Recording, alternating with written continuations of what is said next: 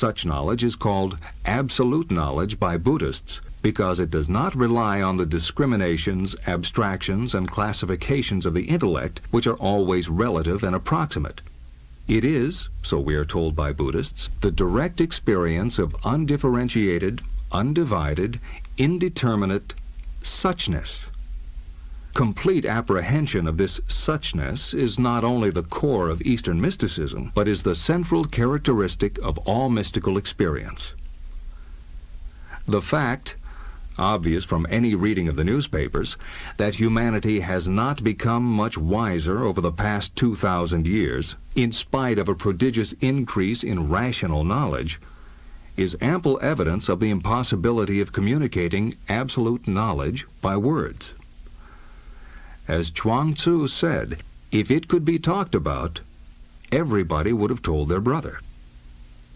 Absolute knowledge is thus an entirely non-intellectual experience of reality, an experience arising in a non-ordinary state of consciousness which may be called a meditative or mystical state.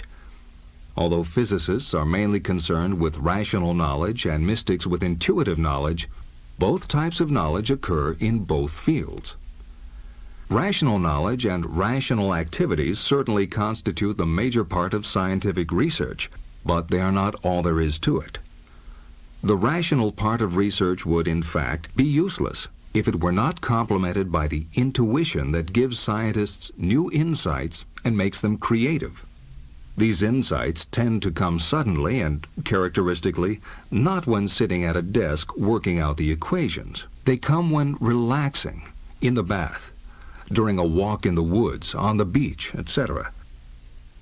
During these periods of relaxation, after concentrated intellectual activity, the intuitive mind seems to take over and can produce the sudden clarifying insights which give so much joy and delight to scientific research. However, intuitive insights are of no use to physics unless they can be formulated in a consistent mathematical framework, supplemented by an interpretation in plain language. Abstraction is a crucial feature of this framework. It consists of a system of concepts and symbols which constitute a map of reality. This map represents only some features of reality. We do not know exactly which these are, since we started compiling our map gradually and without critical analysis in our childhood.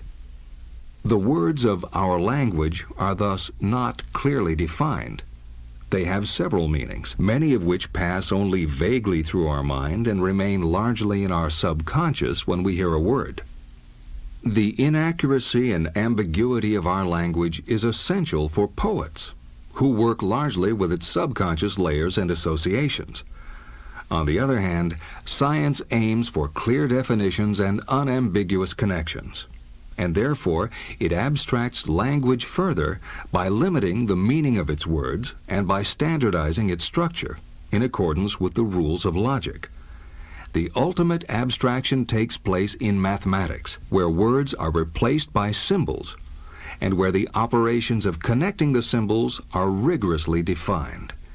In this way, scientists can condense information into one equation, that is, into one single line of symbols, for which they would need several pages of ordinary writing.